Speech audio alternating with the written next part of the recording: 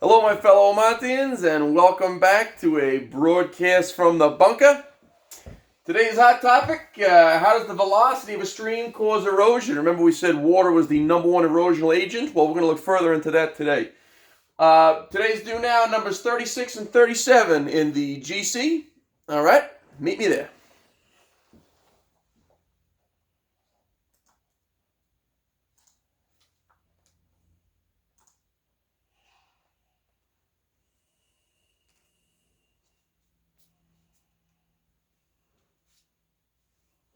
Okay, here we have a Earth and space diagram. The diagram below represents the Earth at a specific position in its orbit. Arrows indicate radiation from the sun. Points A through D are locations on the Earth's surface. So the sun's over here. North Pole is tilted toward the sun, so right off the bat you should know what season that is, right? Got to be summer for us. Those are the latitudes you all should know at this point. All right, and these are positions on the Earth. So let's see what it wants us to do.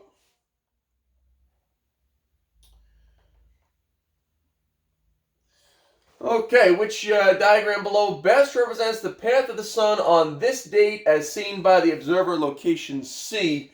So find location C, which is right here. The date we just talked about, well, that's tilted toward the sun there. That's the summer solstice, June 21st. And if you look, the sun is directly overhead at C, right? Directly overhead the Tropic of Cancer. That's also how we know it's June 21st. So you have to find a diagram where the sun hits the zenith at some point. Well, let's see what our options are. A looks pretty good. B is too low, C is too low, and of course, D is too low. So if you go back to the top one there, it doesn't look perfect, but definitely the best diagram we have, the highest path, that's the one right there. All right. And 37, which location would have the greatest number of daylight hours when the Earth is in this position? Well, the position it's talking about again is right here, right? June 21st. So greatest number of daylight hours, look at the diagram. If it's shaded, it's night. If it's not shaded, it's day. So this is a very, very, very small amount of light. So that's a very short day. Work your way north of the equator and it gets longer and you get longer and longer days until you get to the Arctic Circle and there is no shaded part at all.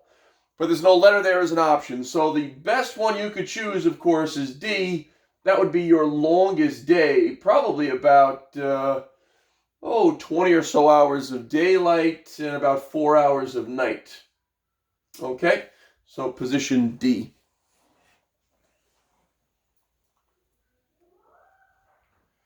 All right. Any further questions on that, please leave them down in the comment section below. Let's get cranking on today's lesson.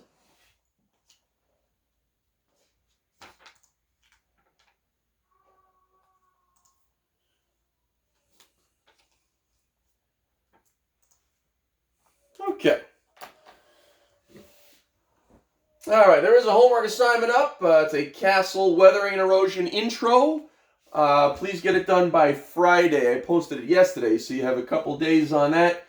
There are still a couple students out there that need to finish some assignments up. Please keep them coming in.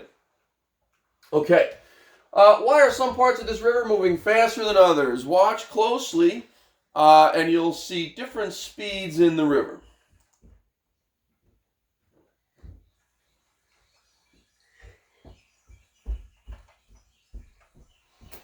Crazy fast right there. Much slower in the background. Call that white water, right? When it's moving so fast, it's actually becoming aerated, and you see all that white water. Much slower over there.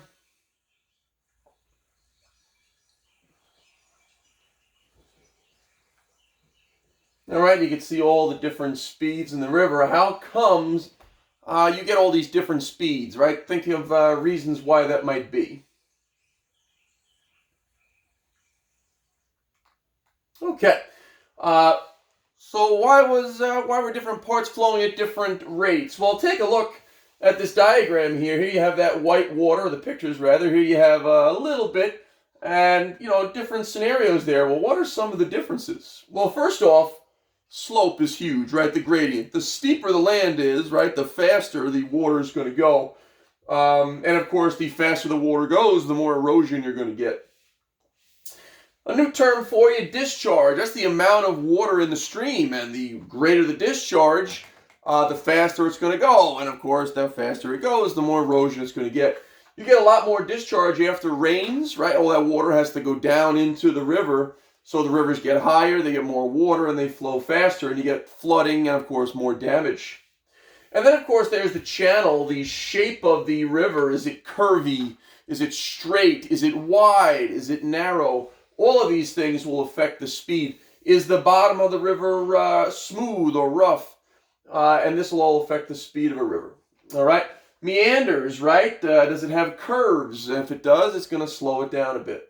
As rivers age, they develop these curves, these meanders. So here's a graph for you. You have discharge on the bottom. Remember, that's the amount of water. You have velocity on the y-axis. With your hands, what does that look like? Well, hopefully you're doing something like that, right? The greater the discharge, the greater the velocity. Now, switch it around. Put velocity on the x, erosion on the y, and what does that graph look like? Well, the faster it goes, the more erosion you're going to get. Hopefully you have another direct relationship. Okay? Make sure you're getting all your notes in there, folks. All right. Remember, water is that major agent of erosion, the number one agent of erosion. Where does the maximum velocity of a straight stream occur? Well, take a look. This is a different views here. So this is within the river. This is a top view, and this is a side view. Well, the maximum velocity is going to occur in the center. You can see the longest arrows, they call these vectors. And the longer the arrow is, the faster the water's going. And it's also just below the surface, because at the surface, you're going to get a lot of wind resistance. So it's kind of like a little highway system, if you will. And just below the surface, in the center, will be your fastest. Okay? This is showing you a side view of this position here. And you can see the longer arrow is just below the surface there. All right? On the bottom is the shortest arrow, because you get a lot of friction from rubbing the rocks on the bottom. All right? So what does a graph like ABC look like? Well, where would it be fastest? Well, the longest vector gives that away. What would this graph look like, folks? Would it be direct, inverse? What do you got? Well, if B's the fastest, that's got to be your highest point, and then A and C are lower, so it looks like a parabola. Okay. How can you prevent this from happening to you? Think it over. I mean, wow, that's pretty rough. And of course, the answer is, well, don't build on the outside curve of a river, folks. You don't want to wake up one day to that. The outside curve is where the water goes faster. And remember, faster water means more erosion. And eventually you will lose your house, just like this person here. All right. You need to know where to build, and you know where to buy homes, and of course, paying attention here will help with that. All right, so let's look closer at it. How does velocity, erosion, and deposition occur in a meandering, a curving stream? Well, again, the longer arrow means faster, so you're going faster on the outside, you'll get more erosion on the outside. So here you have three rocks. Who's going the fastest? Well, watch carefully. Definitely the outside. And look what happened there. It took another rock with it, right? It's showing you more erosion. It's breaking pieces off. And if you build your house on the outside of that river right there, well, that's what that person did, right? This was on the outside curve. Okay? So that's what's going on there. If you look at this picture down here, you can see a big old meander. And on the outside is where it's eroding. But on the inside, where it goes slower, you get deposits. You get deposition. This is called a sandbar. And you can see it's shallower here because as the water goes slower on the inside, it drops what it's carrying. It deposits. And this would actually gain land over time. Okay? So there you have it. Outside bend is faster, greater erosion. The inside bend is slower. And more deposition. Make sure you hit pause to copy the notes down if you need to do so. Watch this rock. Watch how it travels through the river. It's going to bang at B on the outside, bang at C prime on the outside, and bang at D on that outside. And notice the inside and outside change sides, right? It depends on where you are in the stream. So positions B, C prime, and D were on the outside. It's going faster. You're getting more erosion. Which means who's on the inside? Well, that would be B prime, C, and D prime, and those are going slower, getting more deposition. Look at the diagrams on the bottom. A to A is no curve at all, so you get a symmetrical wear pattern. B to B prime is on a curve, and we said it's faster at B, so look, it's deeper at B, right? More erosion. B prime slower, you're getting more deposition. It's shallower. And at C prime now, the other side, right? C prime is going faster, so it's deeper from more erosion. Those are called river profiles. Who's going to win this race? Grandma or Grandpa? On your marks. Get set. Place your bets, folks. Go! And it's Grandma on the outside. But they switch. Who's going to win it? And there it is. Grandma takes the last outside curve, and of course, she's going faster. Okay. How would the landscape and sediments appear after water erosion? Well, what does water erosion do to things? Well, it makes these beautiful, rounded, smooth rocks, but it also cuts into a valley. Look at the shape here, a classic V shape.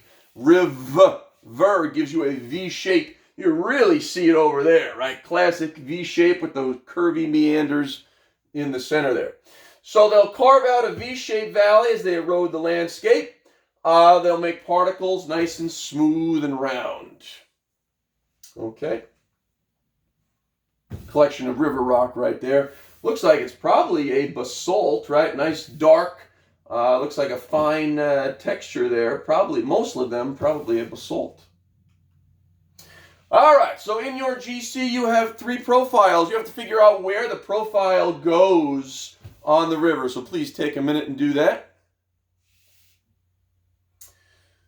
On your first one, folks, well, let's see, we're going faster here, so more erosion there. Did you pick that profile there? Choice 2.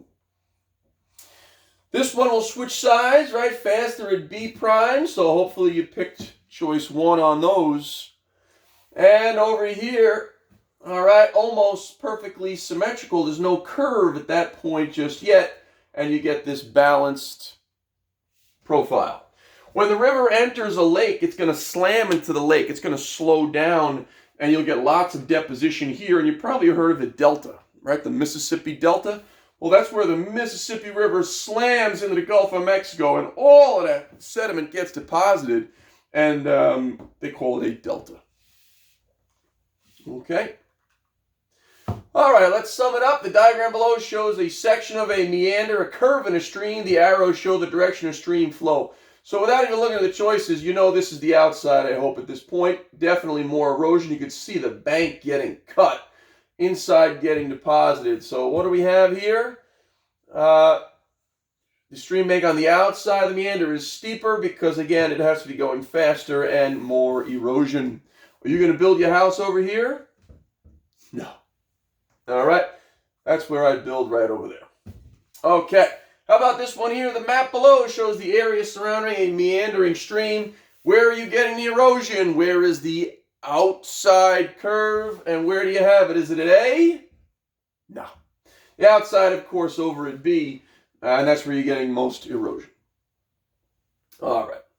One last little tidbit I'll tell you. Over time, from the water slamming into this part, eventually it will cut across and it'll leave what's called an oxbow lake. And we'll talk about that later on. But literally we'll cut across and leave this part to dry out and probably become a swamp someday. All right. So there it is, folks. Any further questions, please leave them down in the YouTube comments. Or, of course, you can remind at that code right there. Oh, by the way, happy April Fool's Day. Take care.